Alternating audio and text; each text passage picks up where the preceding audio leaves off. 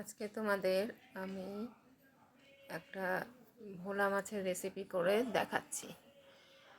আজকে বাটা মশলা দিয়ে, শিলে বাটা মশলা দিয়ে আমি করে দেখাচ্ছি। দেখো, পোস্ত, এর মধ্যে লঙ্কা সব বাটা হয়ে গেল। এবার পেঁয়াজ নিয়ে নিয়েছি, কাঁচা পেঁয়াজ কিছুটা মা বেটে দিয়েছেন। সে মশলাটা খুব টেস্ট হয়। তা এখানে লাগবে কি, পেঁয়াজ আর এই পোস্ত বাটা, পোস্ত কাঁচা লঙ্কা বাটা, আর আমি করছি ভোলা মাছ।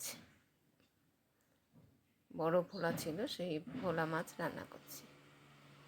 দেখো, ভোলা মাছগুলো সুন্দর করে গরম জলে ধুয়ে ভালো করে নুন হলুদ মাখানো আছে।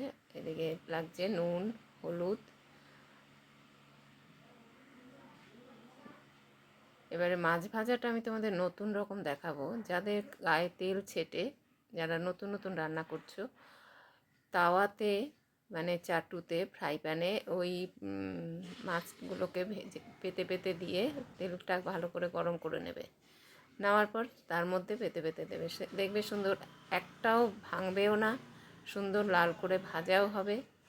আর বেশি তেলে ভাজলে কি হয়, তেলটা পড়ে থাকে সেই মাছের তেলটা দিয়ে। আবার অনেক সময় ভোলা মাছ তো, এবার নোনা মাছ, সেটাতে আষ্টে গন্ধ বেরোয়। তা মাছ ভাজাগুলো দেখো, একটাও ভাঙবে না আমার। তোমরাও করতে পারো চাটুতে, এরকম ফ্রাই প্যানের মধ্যে করতে পারো, যে যেটায় পারো। চাটুতেও হয়, এমনি ফ্রাই প্যানেও ভালো হয়।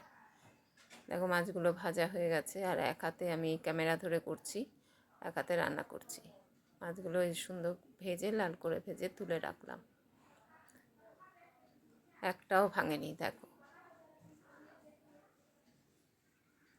আমাদের এখন তাড়াহুড়োর সময় সবারই, কেউ ঘরে মানে বসে কেউ থাকেন না।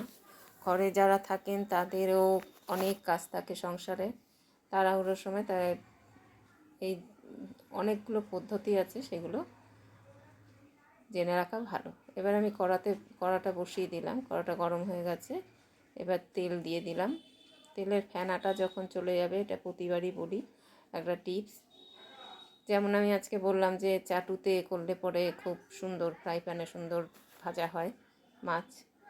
দেখো, ফ্রাই প্যানের মধ্যে গরম ছিল, ওর মধ্যে তেল ছিল, তার মধ্যে জল দিয়ে রেখেছি, ওটা ফুটিয়ে রেখেছি। ওটাই আমি দিয়ে মাছ রান্না করব। তোমরা সঙ্গে থাকো, দেখতে থাকো।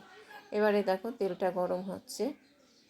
যতক্ষণ না ভালো করে ধোয়া উঠবে ততক্ষণ পর্যন্ত ওটা করবে। এদিকে মাছ ভাজা হয়ে গেছে, এদিকে আমি পেঁয়াজটা দিয়ে দিলাম। তেলের মধ্যে পেঁয়াজ দিয়ে দিলাম। এবার পেঁয়াজটা একটু সুন্দর ভাজা হবে, বেশি ভাজবো না, যেহেতু পোস্ত দিয়ে করব। বেশি ভাজার মানে আধ কাঁচা ভাজা থাকবে, এতে টেস্ট হয় ভালো। তো এবারে দেখো, তোমরা সঙ্গে থাকো। তোমাদের এই রেসিপিটা যদি ভালো লাগে, তোমরা লাইক কমেন্ট শেয়ার করো। আর যারা নতুন আছো তারা সাবস্ক্রাইব করে আমার পাশে থেকো। এইভাবে তোমরা সবাইকে সাপোর্ট করলে আমরা তাহলে সবাই এগিয়ে যেতে পারবো। দেখতে থাকো, সঙ্গে থাকো।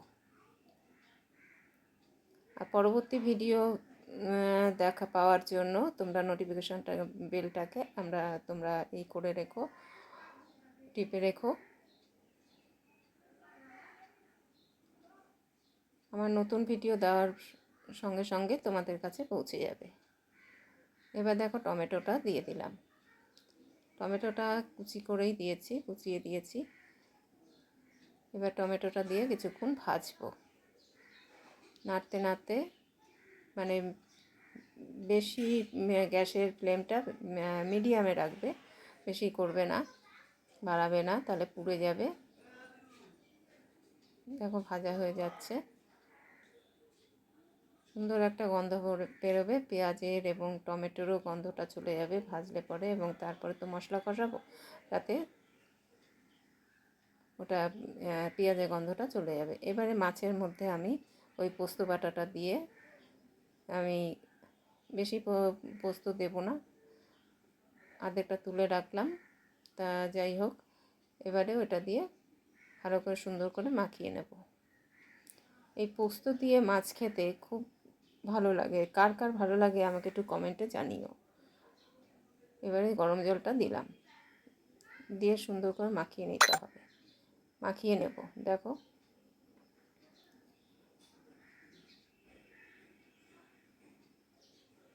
মাছ ভ্যারাইটিসভাবেই করা যায়। আমি নানা রকম এক্সপেরিমেন্ট করে রান্না করি, একটা মাছও ভাঙবে না।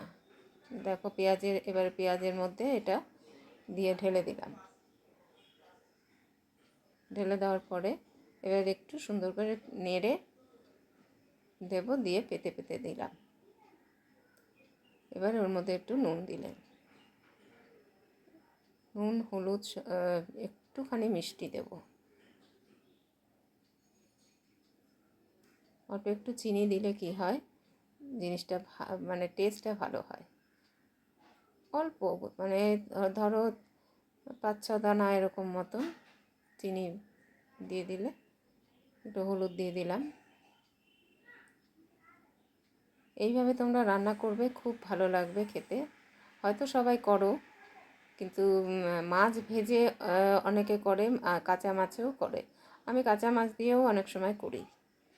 আমার এই পেজেই আছে, তোমরা পারলে দেখে নিও।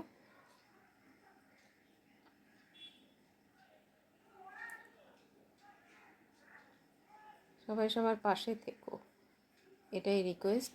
আর স্কিপ না করে সম্পূর্ণ ভিডিওটা দেখো। দেখতে না ভালো লাগলে চালিয়ে দেবে, দিয়ে কাজ করবে, তাও ভালো, কিন্তু স্কিপ করো না প্লিজ। স্কিপ করে দেখলে কিছু মানে মিস হয়ে যাবে, কোনটার পর কোনটা তখন বুঝতে পারবে না। এবার আমি কাঁচা লঙ্কা গোটা দিয়ে দিলাম, যে যেরকম ঝাল খাবে কাঁচা লঙ্কা টিপে খেয়ে নেবে, তাতে কোনো অসুবিধা হবে না। অনেকেই বাড়িতে ঝাল খায় না, আবার ঝাল খায়। নানা রকম রান্না করতে তো একজনের ঝাল কম দিয়ে করা যায় না, কেউ পারবে না।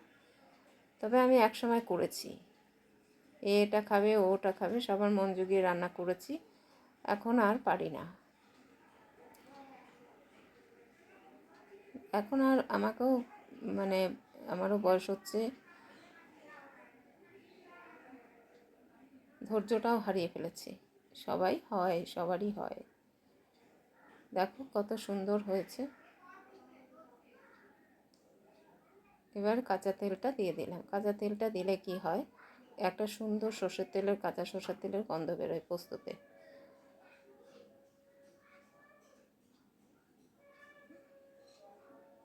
আর একটু তেল দিয়ে দিলাম, সুন্দর ফুটবে, এবারে গা মাখা হবে।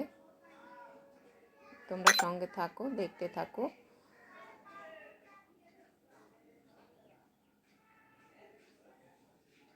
গরম জল মাছের ঝোল বা যে কোনো ঝোলে দিলে, গরম জল দিলে পরে মাছের ঝোলের টেস্ট, বা মাংসতে যে কোনো রান্নাতেই টেস্টটা আলাদা হয়। আর কাঁচা জল দিলে একটু পাঞ্চে হয়, আর জিনিসটা কি বেশি ফুটতে হয়, তাতে মাছ গলে যায়। দেখো ধনেপাতা দিয়ে দিলাম, ধনেপাতা কুচি। আর একটু রিফাইন্ড করে কাটলে ভালো হতো, কিন্তু আমি কাটলাম না, কেননা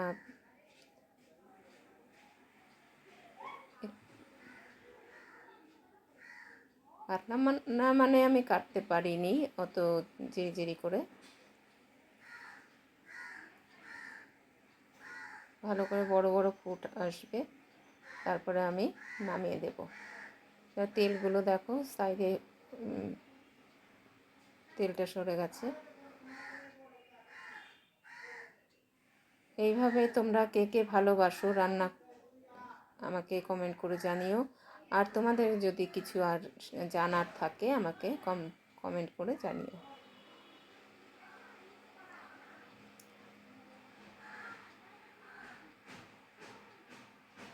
দেখো ফুটছে, ফুটতে ফুটতে এটা সুন্দর গামাখা হয়েছে, আমি নামিয়ে দিলাম, বাটিতে পরিবেশন করে দিলাম। দেখো কত সুন্দর হয়েছে, এই দিয়েই ভাত খাওয়া হয়ে যায়। ওই সবসময় পাতলা ঝোল ভালো লাগে না, বাচ্চা কাচ্চা আছে, সবাই আছে, ভ্যারাইটিসভাবে রান্না করলে পরে কি হয়, ভালো হয়।